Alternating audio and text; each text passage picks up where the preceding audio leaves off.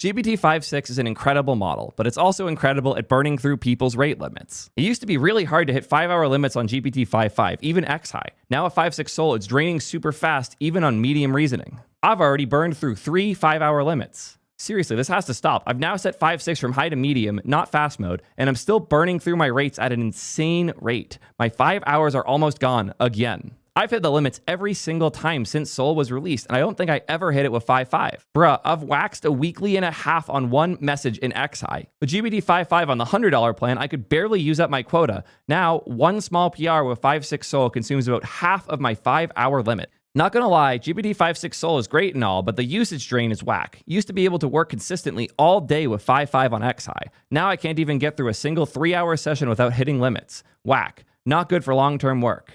As you can tell, people aren't happy, and I'll be frank, a lot of this is OpenAI's fault. There are some things in Codex right now that just don't make sense.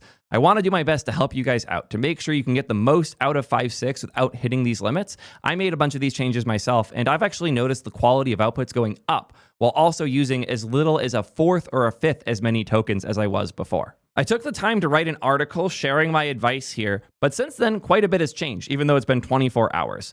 I've also seen a bunch of really bad advice going around that has been confirmed by many, including the actual team at OpenAI, to not be good. So if you want to get the most out of your subscription plans with Codex, I hope this is helpful. And even if you don't, maybe you're using something else like Cursor or Claude Code, this video will still have a lot of tips that could help you be better at using those in an efficient, effective way. I have never burned as many tokens as I have with 5.6 Sol, and I've really come to know how this model works, what its strengths and weaknesses are, and what gets it to burn. I want to take the time to share this all with you, but this experimentation was not cheap, so I hope you can pardon a quick break for today's sponsor. As AI writes more and more of our code, the chances of it getting things wrong goes up too. And as smart as the models are, there are certain places you just shouldn't take the risk. And if you're trying to land enterprise customers, the auth layer is one of the worst places to take that risk.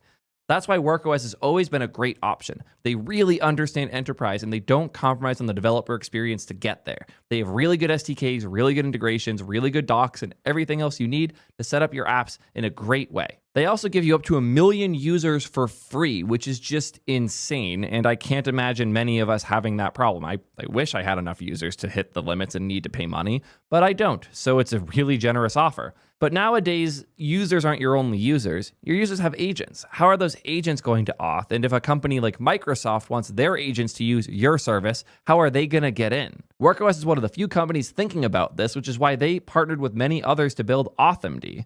They're working with companies like Cloudflare and Firecrawl to get all the pieces necessary so your agents can auth for you, can create accounts for you, and then let you attach them to your service, account, whatever, in all of the logical ways that are needed. To be very, very clear, AuthMD is not a WorkOS feature. It's an open standard that they helped build. They're the authors of the protocol, and obviously that means you can one-click turn it on in your WorkOS apps, but this is a standard that anyone could implement, and I'm excited for everyone else too as well. WorkOS is great because they let you sell to enterprises now, but they also set you up for a future where the agents are signing up instead. Get enterprise-proof and agent-ready at soydev.link/WorkOS. Time to talk about how to use Sol without hitting limits. The model is great, and the $200 plan is still great. Even the $100 plan is pretty generous. I'm not sure what the state of the $20 plan is right now, but the $100 one is fine. The $200 one is really good, as long as you don't make certain mistakes. And again, to your credit, OpenAI is not doing this right. There are a lot of little things that exist in Codex right now that are kind of forcing you to overuse your usage. And this is their fault. I feel bad. If people in chat are saying the $20 plan is actually pretty good for coding, that's good to hear. One person said it's horrible, but others are saying it's fine. So yeah, take it with a grain of salt. Apparently it's okay. I am on the $200 plan, and I was hitting limits aggressively when they made this move. Also, full disclosure, when I was testing 5.6, it didn't count against my usage, which is why I was able to push the model so hard and do a genuinely absurd amount of inference on it. But as soon as it came back, just a day or two before it went public, I started hitting limits immediately. It was 20 minutes after they said, okay, you have it again, that I hit a limit for the first time. And the reason I hit that limit was a certain new feature called Ultra. I have a dedicated video about Ultra coming very soon. It might even be the next video after this one. So as always, make sure you subscribe and hit that bell if you want to better understand all of these pieces. If I was to talk about Ultra in depth right now, this video would be 2+ hours long. I want this to be to the point and easy to apply to your work and send to coworkers and whatnot. So I won't do that here. But know that Ultra is not worth using at the very least until you wait for that follow-up video. So for now, Ultra, no. Ignore this. Don't touch it for now.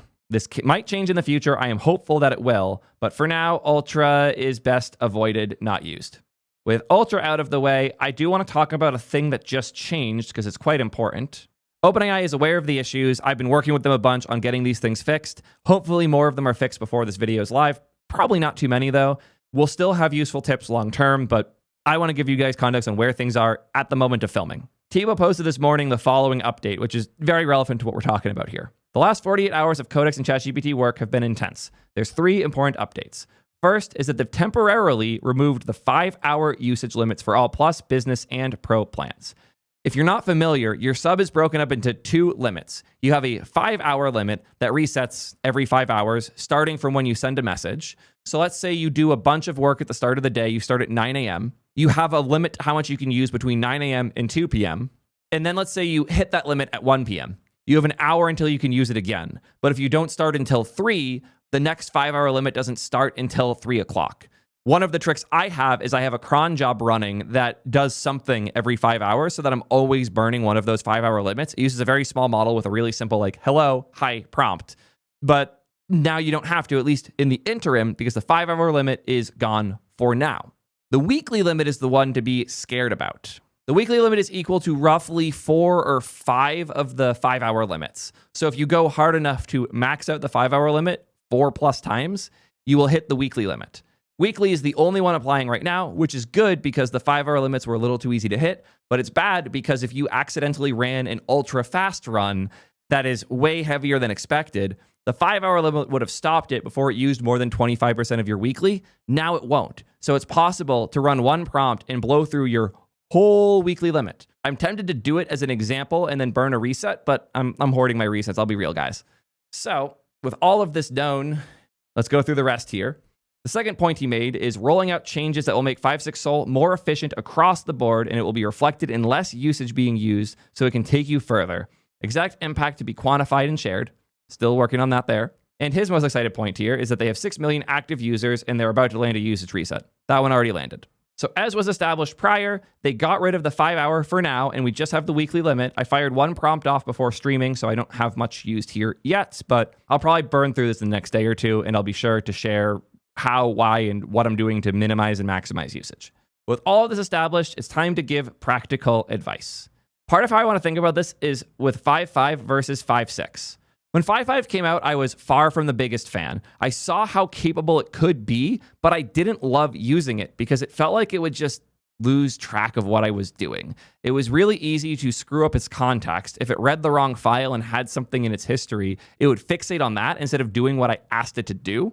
And this happened a lot. It also was really, really bad at compaction, which was just obnoxious when you had long-running threads. I've never had more threads than I did with 5.5 because I felt like I had to in order to keep it on task. None of that is why 5.5 was cheaper, though. The main reason 5.5 was cheaper is that it stopped and asked for permission or feedback all of the time. If you asked 5.5 to write a plan, it would. It would say, here's step 1, here's step 2, here's step 3 through 10. And then you would say, okay, go do all of the steps. It would get through step 1, it would get halfway through step 2, and then it would stop and say, okay, I finished step 1 and I'm halfway through step 2. Let me know when I can keep going. It's like, I never told you to stop, bro. The result of this behavior is that 5.5 didn't really use your limits heavily on a per message basis. From my experience, a single message on 5.5, even on the highest reasoning levels, would use between like 0.1% and 2% of your 5-hour limit per message. It wasn't that bad. 5.6 fixed these problems, but in doing such, massively increased how much usage you're getting. 5.5 was a price bump from 5.4. They went from $15 per mil out to $30 per mil out, which would have hurt a lot more if it wasn't for this sudden stopping behavior from 5.5. 5.6 fixed that behavior, but as a result, it can go much longer per message, which can result in much bigger usage per message. From my experience on higher reasoning levels, especially X high and max, 5.6 can use up to 15% of my 5-hour limit in one message. This is a big jump, obviously, but honestly, it's not too bad because I would end up using similar amounts of 5.5, but it would be prompt after prompt after prompt. Because each message only would use so much of my limits, I didn't find it too brutal, and I would often use it with fast. Fast mode is pretty cool because you get 1.5x faster speeds. But as a catch, you go through your limit 2.5x faster. And this wasn't too bad when I was using 5.5, because when I sent one message with 5.5, the 2.5x more burn would make that 2% into 5%. That wasn't too bad. 2.5x burn on a message that was 15%, though, that's a little more brutal. That is closer to half of your 5-hour limit from one message. And that's not even with Ultra. That is scary. And that is a problem I think a lot of people are having right now, is that they are continuing to use the model the way they did with 5.5. And with 5.5, since each message was less usage, fast mode didn't feel too bad. So if you're hitting limits and you're using fast mode, please stop. It's not that much faster. The reason I think fast mode felt so good with 5.5 is because it would stop itself constantly and you had to talk back. I never watched my agents run quite as much as I did with 5.5, both because its context was constantly getting screwed up and I had to prune it, clean it, make a new thread, but also because it stopped all the time, so I would have to respond and tell it what to do next. As such, the speed mattered a lot because I was sitting there waiting for it to respond. With 5.6, I spin it up and then I go do something else. Maybe I spin up another thread. Maybe I go do code reviews. Maybe I check email. Maybe I play Power World. I don't care. With 5.6, I do other things. With 5.5, I have to sit there and watch. So fast mode felt important. With 5.6, it's running for so long anyways that the inference is barely the slow part. It's usually the tool calls, the test runs it's doing, all the other things it has to do. I've barely noticed a difference in speed since turning off fast mode, but I've noticed a massive shift in the amount of usage that I'm hitting with it. For context, there's lots of people in chat, including those on my team like Maria, that says almost every prompt and thread they've done with 5.6 has lasted over 8 hours. Yeah, you can get these models going for a while. Even without using /goal, to be clear. I almost felt like /goal was necessary with 5.5 because otherwise it would stop, and the goal would basically tell it to keep going over and over instead of having a human do it. With 5.6, not necessary. I never use /goal anymore unless I'm just trying to burn tokens. Generally, with 5.6, it will complete the thing without needing extra encouragement. So we've now established two things. Don't touch Ultra. You should probably turn off fast mode at this point because it doesn't matter as much as it used to. But there's more that we can learn from. Reasoning level should be an easy enough one to cover. I'll dive through this super quick. You have 5 options. They've been rebranded, but they used to be low, medium, high, X high, and max. You might think Ultra is a reasoning level. It's not. Again, video crashing out about Ultra coming very, very soon. Hit that button if you haven't at the bottom. Subscribing makes it more likely you see that when it drops. So with Ultra removed, we have these 5 options. I did a really good analogy about what these are and how they work on my most recent podcast episode that should hopefully be out in the next day or two. If you're not already listening to the podcast, check that out as well. Ben and I just nerd out about the details here, and it lets me go a little longer than I try to on the videos. Trying to keep these shorter lately. Hope you appreciate the effort. So instead of breaking down all of the details here, I'll give it to you simple. Ignore everything past this line for now. X high can be really cool. Max is less likely to be. Low, medium, and high are all very good options. I mostly just default to high right now because the model's so efficient. Even on high reasoning, if the task is simple, it will stop really quickly and not reason too much. When I was benchmarking the model, I thought there were bugs in how I was passing the reasoning level because the difference between low and high was like 50 to 100 tokens at most, which just didn't seem right at all. Turns out it is actually just good at that. It will use less tokens if the task is simple. So leaving it on high has been fine for me.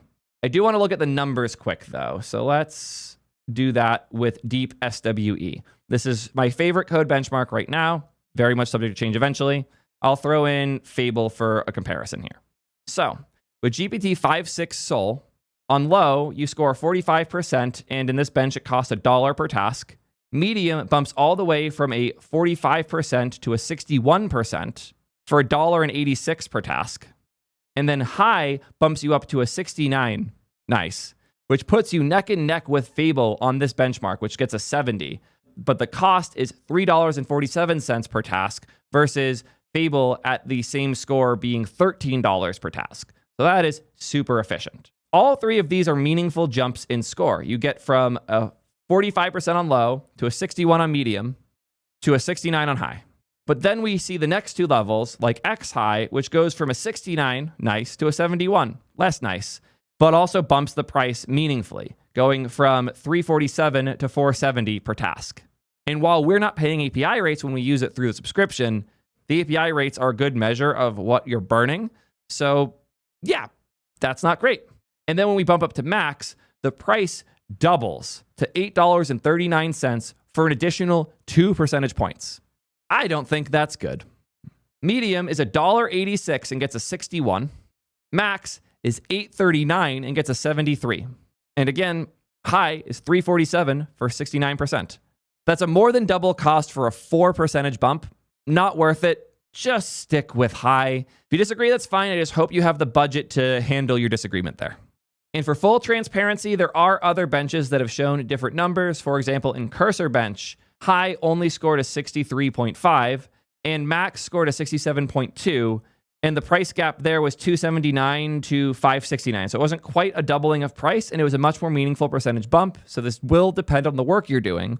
It's also worth noting that in Cursor Bench 3.2, Fable ended up scoring quite a bit higher than Soul did, which we'll talk more about Soul versus Fable in the near future. That will be a big video too. I don't want to be sidetracked by that. The point I'm trying to make here is high is really good, and past high is when you lose this like vertical line where the cost jump isn't that big and the success jump is. I just decided to quickly check the artificial analysis intelligence versus cost index. And when I turn off everything other than 5.6 Soul and Fable 5, 5.6 Soul high is the only thing in the good quadrant of cost to intelligence. It does meaningfully go up for each bump, but again, 5.6 Soul seems to be this really solid end of the vertical curve. So reasoning levels are now covered. Now I need to talk about what is probably the biggest behavioral difference with the 5.6 model, specifically both Soul and Terra. We need to talk about subagents.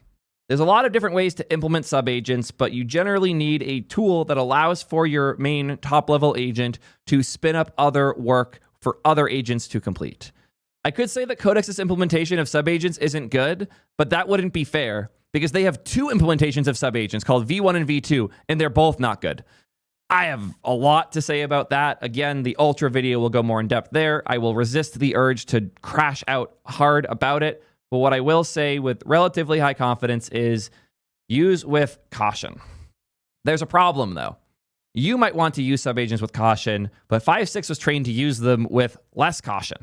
As such, it's not uncommon for 5.6 to spin up subagents for things where it doesn't really need it. If you notice this happening, I don't think you should rush to go change anything about this just yet because the subagents can be pretty good. And I'm also hoping that the Codex team fixes the issues I have with it as they currently stand. But if you are noticing limit burn after applying all of these other recommendations and you're seeing subagents spinning up a bunch, I would recommend doing a slight adjustment to your global agentsmd file. The easiest fix for now is to add the following to your agentsmd. Only use subagents if the user explicitly requests them. This change will pretty much stop them entirely unless you request, and I usually request when I want them. You'll eventually figure out when to or not to use subagents for work, like what work justifies splitting things up that way. So don't be hesitant to experiment with them. I think they're really cool, especially when applied carefully. But right now, 5.6 is a little too eager. If you need to tone it down, here's the strategy to do such. It is worth noting that the subagent implementation in other tools like Claude Code and Cursor is meaningfully better, so much so that I've actually done some hacks in order to get Claude Code working with my Codex sub, and I've been really, really happy with the results there. And crazy enough, Thibaut even blessed it, saying that if anyone is banned for using my weird hacks to get my Codex sub into Claude Code, that he will give you a reset. So yeah, this is a blessed solution. Very fun video on that coming in the near future. Just wanted you to know that it's worth exploring other options. I know Pi is a decent one as well if you're curious enough to explore, but I do expect Codex to fix this in the not too distant future. So if you're doing it out of fear, just wait. If you're doing it out of curiosity, go nuts. One other thing I forgot with the reasoning level bit, and I'll just be super quick about this, is model selection. TLDR, Don't use Luna. It's just not for us to use for code. It's really useful as a thing that you access programmatically, like you're using it over API to filter data and whatnot. Not really what you should be using for coding. Terra seems to be a good middle ground, but honestly, I would rather just use Sol on lower medium. They're really efficient. I just recommend using Sol high as your default, and if you find things that it goes longer than it should for, try out Sol low, maybe play with Terra. But I have been totally fine just using Sol for everything, and once I made these other changes, I was not coming close to my limits. But there is one last change we have to talk about, the most important tip in this whole video. This is definitely the change that affected how Sol worked for me the most, and I'm really excited to share more about it right after a quick break for a sponsor. Today's ad's going to be a little different. You've already heard me talk about G2I. They help you hire world-class engineers at whatever scale and time frame you need. Normally, I tell you all about how crazy it is that they can get you engineers in under a week that are actually experienced and ready to go. But instead, I'm going to tell you about one of their customers, Bataround, because they've hired 9 engineers through G2I, and they learned about G2I through me. So I think that's pretty cool. These guys needed to hire, and if you've ever hired, you know how grueling it is. You just lose all of your spare time and no work gets done. If you're spending time hiring, you're not spending time working. And it's this weird, unintuitive thing where when you realize you need more help, you end up needing more help sooner because you're stuck doing other stuff. And they wanted to hire, but they couldn't afford to lose bandwidth. Bataround's leadership team had decades of experience hiring engineers in other sectors, but their network in the media space was small. It was getting hard to find qualified candidates, which is why they reached out to G2I. They wanted fewer resumes from better candidates so they could more easily evaluate. G2I already had a large network of engineers ready to go, and they filtered to the best ones fit for the specific needs of Bataround in this mixed media space. With G2I, Bataround has contracted 9 engineers, had a 90% success rate, reduced leadership time spent screening candidates, integrated engineers directly through their existing Slack workflows, and they've minimized disruption through the clean transitions and fast backfills when they need to shift around their staff. Bataround themselves said that a 50% success rate would feel like a superpower to them, and now they're up to 90. Waste less time and hire better engineers at soydev.link/G2I. It is worth noting that a lot of analysis is showing that Terra isn't really a great option, which is disappointing. I was quite excited about it. Artificial analysis said the following. 5.6 Sol and Luna are ahead of Terra at every point on the intelligence versus cost per task chart. This is the chart that I had just shown before. And here you could see that Luna on max scores slightly better than Sol on low while being just barely more expensive. It almost looks like a pretty consistent line from Luna low, mid, high, X high, and then Sol low, mid, high, X high. But Terra underneath here, not looking great. The model needs to know when to stop. As I was hinting at earlier, 5.6 is very eager to get work done. It will keep going as far as it possibly can unless you give it a reason to stop going. I gave some good examples in my article, so I'm going to reuse those here. This is the style of prompts I've learned to write when using Sol because without it, it can go further than I want it to pretty often. Example 1 is the following. I want you to build this new feature. Start by writing a plan. When you finish the plan, stop and ask for feedback before proceeding. I have told the model explicitly, do this thing and be done at this point. That doesn't mean you have to give the model prompts that are less work, though. You can have the stop point be way, way, way further on. For example, the plan looks great. Let's build it out. Use computer use to test your implementation. Keep going until the code works and you're happy with the implementation. Put up a PR, babysit it for the first set of review comments and address them. Stop after the first set of review comments. I'll handle it from there. Previously with 5.5, the model stopped way too often. With 5.6, it's so unlikely to stop that I feel like I have to put up the stop signs myself. But now that I've been doing that, it feels much better. It's nice that I can start building my own intuition for how far the model can go without my intervention, and also that I can kind of choose when to stop it. Rather than trying to do this through reasoning levels or changes to your harness, so much of this can just be done via prompting. And I will say I am proud of myself for getting this far in the video without my instructions being prompt better, because your prompt can absolutely cost you more money, but there's other things that I thought were more important. This piece, though, this can change how you use the model fundamentally when you realize that the end is a thing you can define in the prompt rather than a thing you have to set up with tools. You can let the model go way further. And the challenge I would present to you is see how far off you can make that stop sign without the results in the quality going down. I didn't talk about this one too much here, but it is really fun. You can let other agents steer. For example, I set up my Claude code to allow for it to call codecs. I've went much further with this since, and that's the Codex in Claude Code video coming soon, where I'm actually using Sol as the model in Claude Code. Seriously, ClaudeX is way better than I expected it to be. And as silly as it is seeing this 5.6 Sol there, it's been working great for me. But most importantly here, the thing I want to encourage is more experimentation. You shouldn't be trying to copy my skills, my AgentMD, and my prompts directly, because this should be different for everyone. You should experiment more with these different things. Try prompting different ways. Try different reasoning levels. Try adjusting your Codex AgentsMD and your ClaudeMD files a bit to see how it changes behavior. You should be spending a good bit of time in the .codex and .claude directories on your computer if you're using these agents and models. It's so fun to customize because it's not like you have to be deep in the weeds of the details of how it works and all these config files.